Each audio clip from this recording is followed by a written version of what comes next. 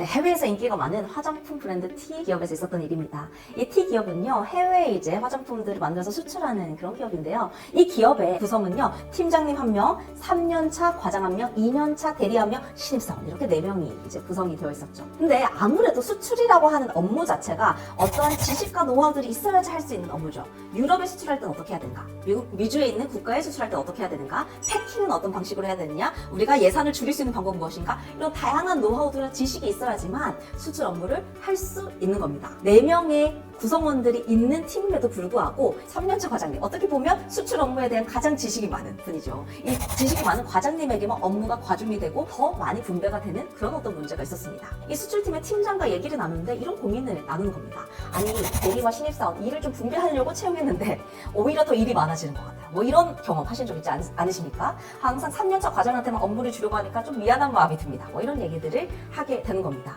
그래서 이 수출팀에서 어떻게 하면 이 과장의 업무를 좀 분배해주고 대리와 신입사원을 키울 수 있을까 얘기를 나누다가 이러한 고민을 합니다.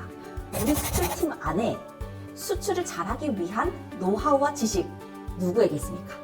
그 사람에게부터 우리가 지식을 잘 정리해서 이게 한 개인의 지식으로만 있는 것이 아니라 그 개인의 지식이 우리 팀의 지식이 되고 조직의 실력이 될 수 있도록 해야 됩니다. 뭐 이런 얘기를 한 거죠.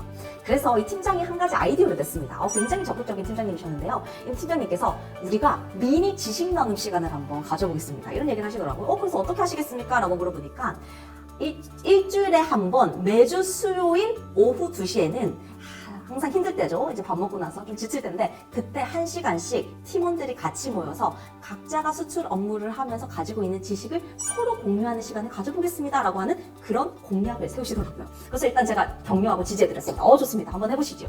그래서 그 팀장이 구성원들을 매주 수요일에 모이게 해서 팀원들과 함께 서로의 지식을 나누기 시작합니다. 그랬더니 그 과정이 지식이 많죠. 그러니까 한 2-3개 내는 겁니다. 어떻게 하면 우리가 수출을 할 때 가장 비용을 절약해서 패킹할 수 있는지 이런 지식을 내기도 하고, 그리고 수출을 할 때 있어서 미주 국가에 수출할 때 있어서 꼭 확인해야 되는 5가지 서류들 뭐 이런 지식들도 내고, 그러니까 과장과 신입사원과 대리들이 본인 스스로 가지고 있었던 본인이 터득한 지식을 서로 공유하기 시작합니다. 여러분 이거 현장에서 쉽지 않은 거 아시죠?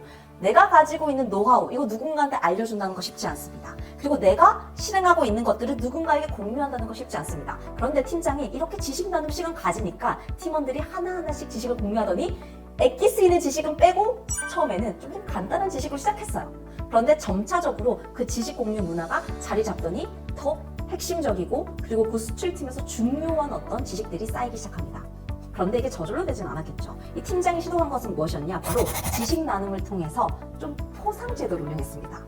어떤 포상제도였느냐? 금주의 지식왕. 네, 그래서 4명이지만 4명이 서로 그 지식을 공유해준 것을 가지고 이건 너무 유익한 지식이에요 라고 하는 사람에게 지식을 투표하는 거죠. 그리고 투표한 결과를 가지고 가장 많은 투표 결과를 받은 그 지식에 작은 선물들을 준비합니다. 처음에는 팀장이 좀 사비를 털어서 커피 쿠폰도 사주고 올리브영에서 뭐 작은 선물 하나 준비해서 이렇게 나눠주는 형태로 미니 포상제도를 운영한 겁니다. 이렇게 지식 나눔 문화가 점차적으로 자리를 잡으면서 수출팀에서 시작했던 이 지식 나눔 문화가 영업팀, 상품개발팀, 부자재를 주문하는 수주하는 팀, 점차적으로 이게 늘어나면서 그 팀들의 문화, 우리의 조직 문화까지 발전하는 그런 사례가 있었습니다. 여러분 어떻습니까? 지금 우리 조직 구성원이 5명이라면 이 5명이 우리의 업무를 하는데 필요한 지식 다 가지고 있습니까? 우리의 기업이 10년 차 되는 기업인데 그 10년 차 기업에 걸맞는 지식, 걸맞는 노하우들을 구성원이 알고 있습니까? 그렇지 않다면 개개인이 가지고 있는 지식들을 공유하는 문화들을 만들어 가보시길 바랍니다. 그렇다면 어떻게 우리가 지식을 정리하고 지식을 공유할 수 있는가? 가장 중요한 것이 그냥 머릿속, 경험으로만 알고 있었던 그 지식들을 암묵지에서 형식지화하는 것이 매우 중요합니다. 그러한 우리의 생각과 그리고 경험들을 정리할 수 있는 카드가 바로 지식카드입니다. 이 지식카드의 양식을 보시면 가장 상단에는 무엇을 우리가 나누고 싶은지에 대한 주제를 적게끔 되어 있고요. 그 주제를 적게 된 가장 큰 맥락과 문제가 있습니다. 예를 들어서 우리가 수출 업무를 하는데 계속해서 초과 비용이 발생하네? 라고 하는 문제가 발생했을 수 있겠죠. 그때 그럼 우리는 어떤 행동을 했는가? 우리가 한 행동을 적어줍니다. 예를 들어서 이불을 판매하는 한 영업사원은 이런 고민이 있는 겁니다. 뭔가 우리가 이불을 판매하려고 하는데 고객들이 계속해서 그냥 이불만 보고 만지작하고 지나간다는 거예요.